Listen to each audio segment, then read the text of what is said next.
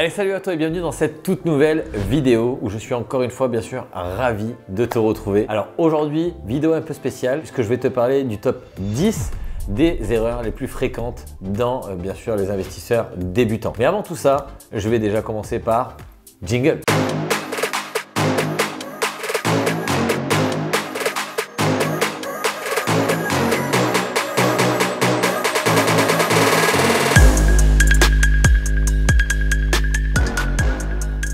Allez, on va rentrer tout de suite dans le vif du sujet. Je vais commencer par la première erreur la plus commune, en tout cas chez les investisseurs. C'est tout simplement de vouloir investir sur la durée la plus courte. Je sais que ça, c'est une erreur faite par beaucoup de parents quand ils parlent à leurs enfants. C'est quelque chose qu'on entend depuis tout petit. Surtout quand tu fais un crédit, prends-le sur une courte durée. Plus vite tu te débarrasses de ta dette et plus vite tu es tranquille. Aujourd'hui, c'est totalement faux. C'est surtout une chose à ne pas faire, sachant que l'argent aujourd'hui est prêté à vraiment un moindre coût avec les taux d'intérêt qui sont vraiment extrêmement bas. Le conseil que je peux te donner en tant qu'investisseur, c'est d'investir sur la mensualité la plus petite et la durée la plus longue. Pourquoi? Parce que si aujourd'hui la mensualité est bien sûr tout petite, tu vas pouvoir empiler plusieurs crédits et donc automatiquement pouvoir acheter plusieurs biens. Rappelle-toi que la chose qui n'est pas extensible, c'est ta capacité d'emprunt, d'accord? Et donc automatiquement, plus les crédits sont petits tous les mois, plus tu vas pouvoir les empiler et automatiquement acheter encore plus de biens. Alors qu'au contrario, si tu prends sur une durée plus petite, la mensualité sera bien sûr de crédit plus haute et donc ça va réduire ta capacité d'emprunt et très vite tu ne pourras plus du tout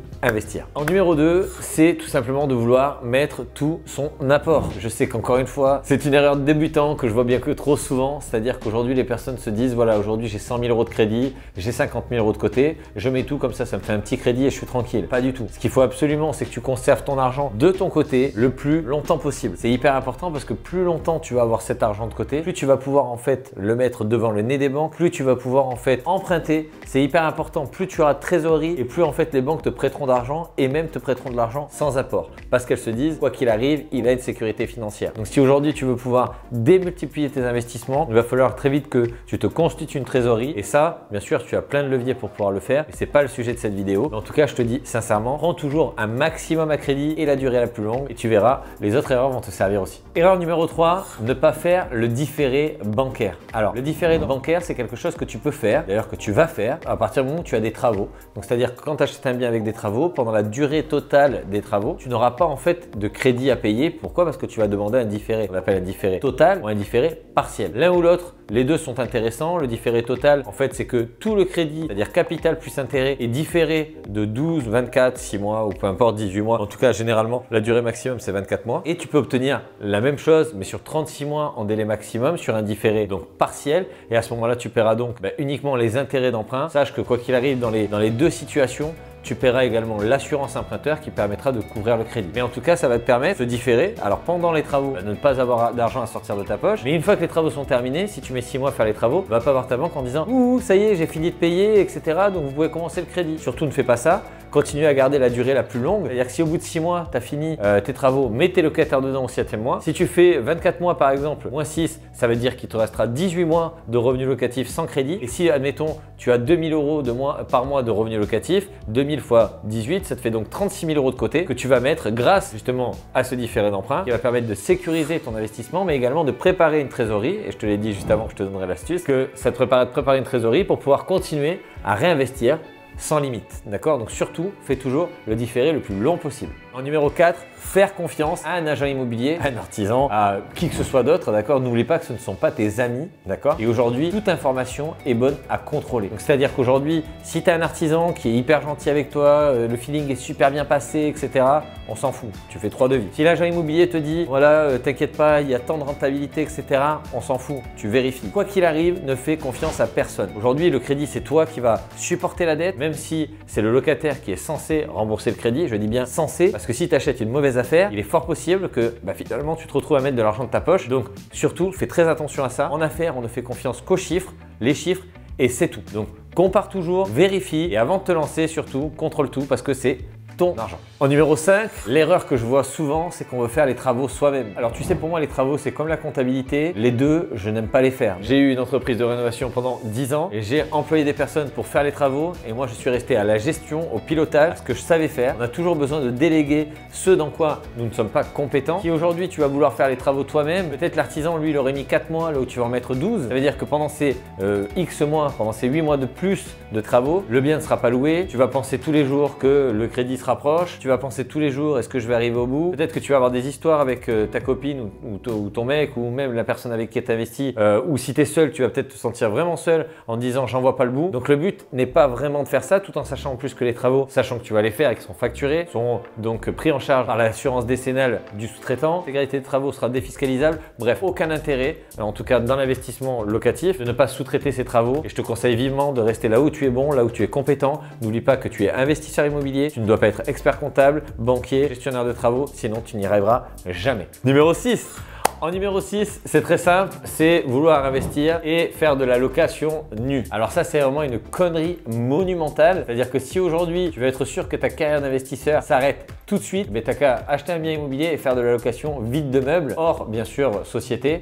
Mais si tu fais ça, ça va être nickel parce que ça veut dire que l'intégralité de l'imposition, donc transparence fiscale, tu vas te retrouver avec avoir les bénéfices qui vont s'ajouter à ta tranche marginale d'imposition, plus les prélèvements sociaux. Donc tu vas te faire clairement allumé par les impôts et finalement, après le premier bien, tout s'arrête. Donc je te conseille surtout de ne pas faire ça et de bien te renseigner avant. Mais en tout cas, petite astuce, commence par de la location meublée non professionnelle. Ensuite, en numéro 7, acheter un bien loué. Alors encore une fois, pour la même raison que je t'ai dit dans le numéro 6, généralement quand on achète des biens loués, c'est rarement des biens qui sont loués en location meublée, mais souvent des biens qui sont loués en location nue. Donc sur ce type de bien-là, généralement quand les personnes vendent, c'est soit qu'il y a eu un divorce, une séparation, qu'il y a eu malheureusement un décès, ou alors que la personne n'avait pas anticipé la fiscalité et se retrouve à se faire défoncer littéralement par les impôts. Et donc, on va dire que globalement, il y a des fois une bonne affaire à faire, mais souvent une très mauvaise. C'est-à-dire que si aujourd'hui, effectivement, tu ne peux pas négocier assez le prix pour pouvoir anticiper et absorber justement ce problème de fiscalité dû, par exemple, à de la location nue, à ce moment-là, ça ne sera pas du tout une bonne affaire d'acheter ce type de bien. On se dit bien souvent que par simplicité, par facilité et par sécurité, on se dit, voilà, le bien est déjà loué, j'ai pas besoin de me prendre la tête, les locataires sont déjà là. Oui, mais si les locataires, c'est que des boulets et que finalement, sur les 5 locataires ou sur les 3 locataires, il y en a un qui paye plus ses loyers depuis 3 mois. Il y a le deuxième qui arrête pas de gueuler, qui s'embrouille avec tous les voisins. Donc, si tu veux, aujourd'hui, il est fort possible que tu n'achètes pas du tout une bonne affaire. Ce que je te conseille, c'est d'acheter toujours un bien vide de tout locataire pour que tu puisses tout simplement faire les travaux en conséquence tout de suite, préparer justement ton bien immobilier pour pouvoir accueillir les meilleurs locataires et bien sûr choisir le meilleur locataire pour pouvoir avoir la meilleure des rentabilités. Donc, je ne te conseille pas, la facilité égale danger en immobilier, n'oublie jamais. Erreur numéro 8, par manque de connaissances et manque de compétences, bien sûr, l'un va avec l'autre, on se met souvent à majorer le prix des travaux et à minorer le prix des loyers. C'est-à-dire que quand tu vas aller faire tes visites immobilières, tu vas tout simplement te dire, voilà, aujourd'hui, je pense qu'il y en a pour 50 000 euros, je vais rajouter 20 000 de plus, comme ça, je suis tranquille,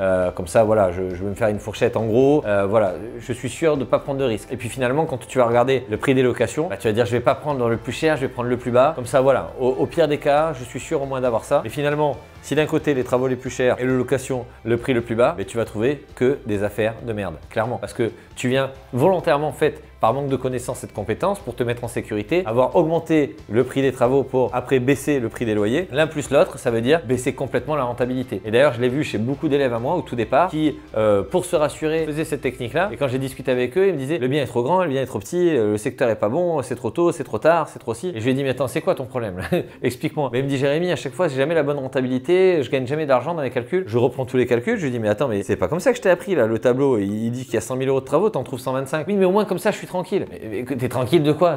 Ça veut dire quoi? Et regarde, ton estimation de loyer, elle est à 500 euros, tu l'as mis à 450 par appartement. Ben oui, mais bon, voilà, on sait jamais. Non, c'est pas on sait jamais, les chiffres sont les chiffres. Donc surtout, fais très attention à ça, puisque par l'émotionnel, c'est-à-dire aujourd'hui par peur de te tromper, par peur de faire une erreur, finalement, tu vas volontairement te dresser un mur devant toi qui va t'arrêter complètement et qui va t'empêcher justement d'investir. Donc surtout, avant de te lancer, apprends et applique, parce que sinon, tu vas te retrouver à spéculer et en spéculant, on n'avance pas. D'ailleurs, on recule même. Suivant. Numéro 9, c'est très simple, ne pas passer à l'action. l'action. Voilà. Aujourd'hui, beaucoup de personnes se disent, ben voilà, il faut que j'y aille. Bientôt, je vais y aller. Tu sais, c'est un peu comme quand on se dit, voilà, là, à partir de lundi, allez, à partir de lundi, je me mets au sport. Et pourquoi pas à partir d'aujourd'hui? Parce qu'on se dit, voilà, jusqu'à lundi, je vais pouvoir me faire plaisir. Je vais peut-être manger ce dernier truc, je vais peut-être faire ce dernier apéro. Puis arrivé lundi, tu vas dire, ouais, bon, ben, écoute, finalement, on verra lundi prochain. Et ça, c'est la pire des choses à faire. Aujourd'hui, si tu veux te lancer en immobilier, il n'y a pas de secret. Il va falloir tout simplement te lancer, appliquer. Et comme dans toute chose, si aujourd'hui tu acceptes que tu peux gagner, il faut accepter qu'effectivement, il va peut-être y avoir une sortie de ta zone de confort, des peurs, des doutes. C'est logique. On est tous passés par là. Moi, le premier, dans mes premiers investissements, je claquais des genoux, hein, c'est ce qu'on dit. C'est-à-dire aujourd'hui, voilà, je commence à rentrer dans mon premier immeuble, je le signe, il y a beaucoup de travaux, il va y avoir des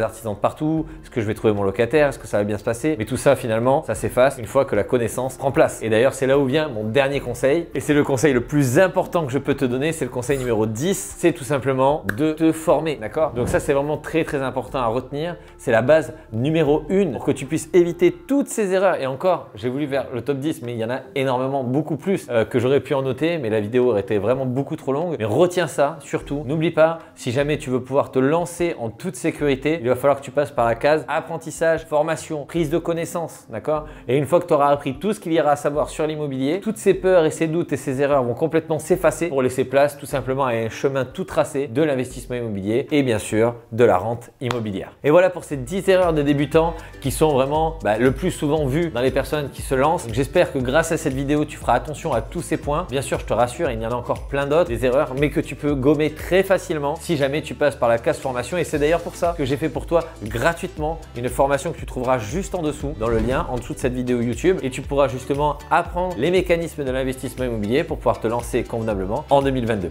Allez, si tu as adoré cette vidéo, tu mets un pouce et je t'attends mercredi prochain sur cette chaîne. Allez, ciao, bye.